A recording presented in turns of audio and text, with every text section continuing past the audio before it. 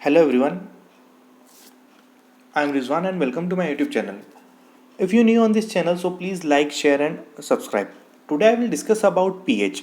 PH के बारे में हम आज की वीडियो में बात करने वाले हैं। तो जो भी लोग नए हैं चैनल पे वो पहले चैनल को लाइक करें, शेयर करें, सब्सक्राइब करें।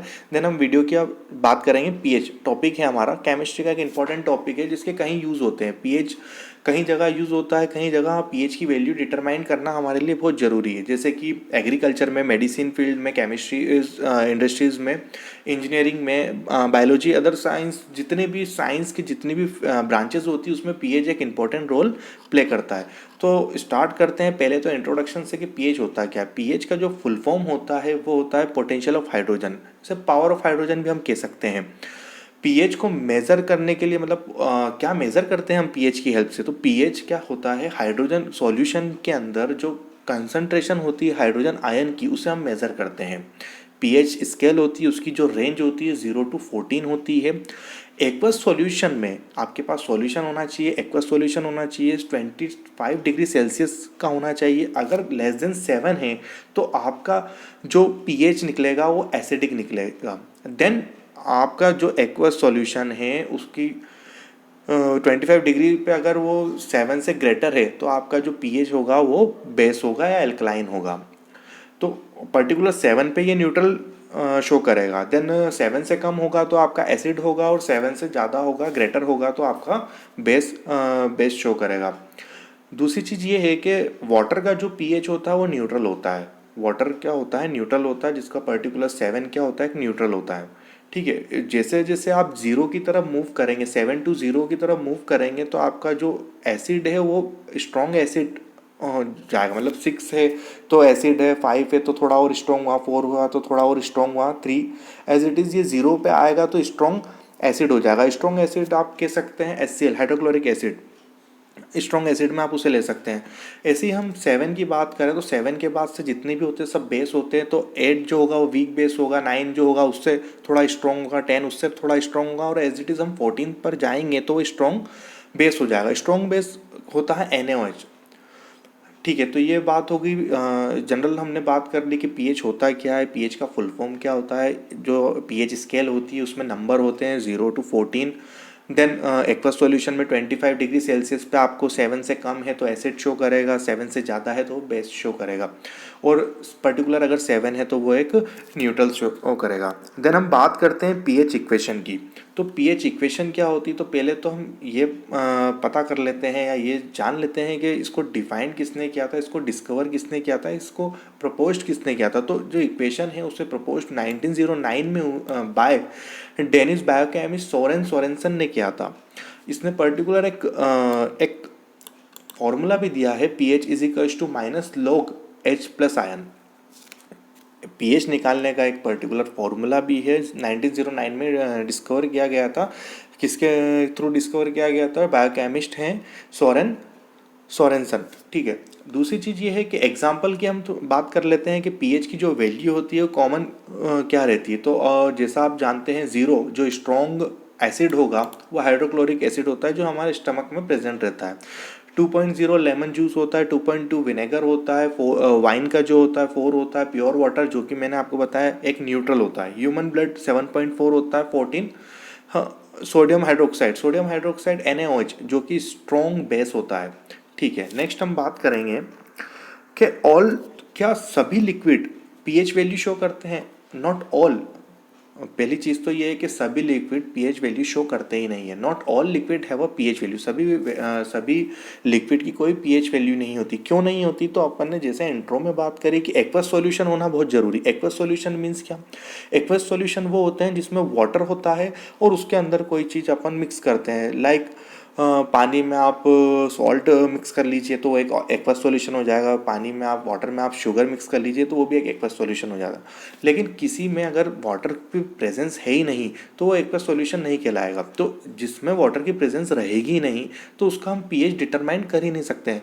लाइक वेजिटेबल ऑयल, गैसोलीन और प्योर एल्कोहल, इसमें वाटर की कंसनट्रेशन रहती नहीं है। इसलिए हम इसमें हाइड्रोजन आयन के डिटरमाइन कर ही नहीं सकते। हाइड्रोजन आयन की कंसनट्रेशन हम इसमें फाइंड कर ही नहीं सकते हैं। क्या नेक्स्ट है कि यूजेस क्या होते हैं पीएच के। तो पीएच के डेली लाइफ में ही बहुत सारे यूजेस होते हैं, साइंस में यूजेस हैं, इंडस्ट्रीज़ में भी काफ़ी यूजेस हैं।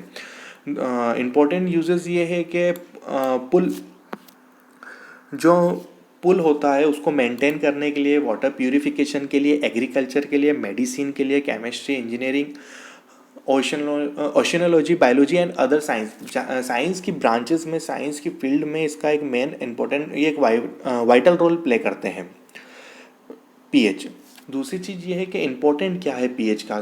कुछ फैक्ट्स जान लेते हैं हम कि पीएच कहाँ वर्क करता है, कैसे वर्क करता है, ये हम बात करते हैं इंपॉर्टेंट ऑफ पीएच में। तो वी नो दैट, हम जानते हैं कि हमारे स्टमक में हाइड्रोक्लोरिक एसिड प्रेजेंट रहता है, ठीक है, जो कि क्या हेल्प करता है, जो हमारे फूड होता है जिसे हम खाते हैं, उस फूड को डाइजेस्ट करने में हेल्प करता है। When the food produce too much of hydrochloric acid during in digestion, होता ये है कि फूड, अगर फूड हम लेते हैं उसको डाइजेस्ट करने, अगर ज़्यादा हाइड्रोक्लोरिक एसिड अगर रिलीज़ हुआ तो क्या आपकी स्टमक को पेन और इरिटेशन कॉज करता है। पेन और इरिटेशन कॉज करता है तो आपको उसको जो टू मच जो रिलीज़ हुआ है, आपका एसिड जो रिलीज़ हुआ है, हाइड्रोक्लोरिक एसिड जो स्टमक में रिलीज़ हुआ है, उसको आपको मेंटेन करने के लिए आपको एंटासिड लेना पड़ता है। एंटासिड मतलब इनो, जो आपने जनरली सुना ही होगा कि एसिडिटी हो जाती है, एसिडिटी होने के बाद हम इनो सबसे ज़्यादा प्रीफर करते हैं। देन माइल्ड बेस भी हम ले सकते हैं। माइल्ड बेस और एंटासिड लेने से क्या होता है कि वो पीएच को क्या कर देता है, जो इंक्रीज पीएच है उसे कम कर देता है, और बॉडी में जो इरिटेशन हो रही है, जो पेन हो रहा है, उसे भी कम कर देगा। देन नेक्स्ट है bacteria present in our mouth sometime lower the pH of our mouth. जब हम फूड खाते हैं तो आपके टीथ में ये कहीं पर रह जाता है, मतलब रिमेनिंग फूड जो रह जाता है, ये सलाइवा से रिएक्ट करके एसिड में कन्वर्ट हो जाता है, और यही एसिड आपके टूथ डे की एक वजह बनती है। जो जो होते हैं, जो टूथ को ख़राब करते हैं, डिग्रेडेशन करते हैं, ये सब चीज़ें आपके टूथ को ख़राब करती है। तो उसके लिए भी हमें क्या करना पड़ता है, जो टूथपेस्ट होता है, वो टूथपेस्ट क्या होता है, माइल्ड बेस होता है। जो माइल्ड बेस क्या करता है, जो एसिड जो एक्सीड हुआ है उसको कम करने का काम करता है, जिससे क्या है कि आपके इनेमल पे भी इफेक्ट नहीं पड़ता है, और ये आपके जो टीथ है उसे प्रॉपर तरीके से क्लीन करता है। नेक्स्ट है कि we experience a lot of pain in case of bee sitting as the bee inject the methanoic acid. जब मधुमक्खी आपके बॉडी पर जब काटती है तो आपको मेथनोइक एसिड इंजेक्ट कर देती है आपकी बॉडी के ऊपर। उसकी वजह से क्या होता है कि आपको बहुत ज़्यादा कॉज होता है, पेन होता है, और वो स्वेलिंग आ जाती है। तो वहाँ क्या होता है कि जो उनके जो डंक रहते हैं उसमें मेथनोइक एसिड रहता है, वो एसिड वही डंक एज इट इज़ आपके स्किन पे रहता है, जिससे क्या है कि वो जो पर्टिकुलर एरिया है वहाँ पे पेन कॉज करेगा, ठीक है। तो एसिड का अगर लेवल बढ़ेगा तो उसको कम करने के लिए हम जनरली बेकिंग सोडा का यूज़ कर सकते हैं, माइल्ड बेस का यूज़ करते हैं। बेकिंग सोडा और माइल्ड बेस जो होता है वो आपके पीएच को मेंटेन करने में एक मेन रोल प्ले करता है। नेक्स्ट हम स्केल की बात कर लेते हैं। स्केल क्या होती है, कैसे सबका अलग अलग पीएच होता है। तो सल्फ्यूरिक एसिड, जैसा कि हम देख रहे हैं, सल्फ्यूरिक एसिड होता है 0 पे सल्फ्यूरिक एसिड है, ठीक है। 1 जो 1 है उसका स्टमक का जो एसिड होता है 1 होता है। 2 जो है लेमन जूस होता है। 3 विनेगर होता है। 4 टमाटो एसिड रेन होता है। 5 कॉफ़ी होती है। 6 जो होती है वो एग योक होता है, प्योर रेन होती है। ऐसे ये सबके क्या है, पीएच वैल्यू है, जो कि एग्ज़ाम में, कॉम्पिटिटिव एग्ज़ाम हुई, आपकी इंटरव्यू एग्ज़ाम हुई, इन सब चीज़ों में जनरली आपसे पूछा जाता है। तो आई होप आपको ये वीडियो अच्छी लगी हो, तो आप इसे लाइक करें, शेयर करें एंड सब्सक्राइब करें। Thank you for watching this video.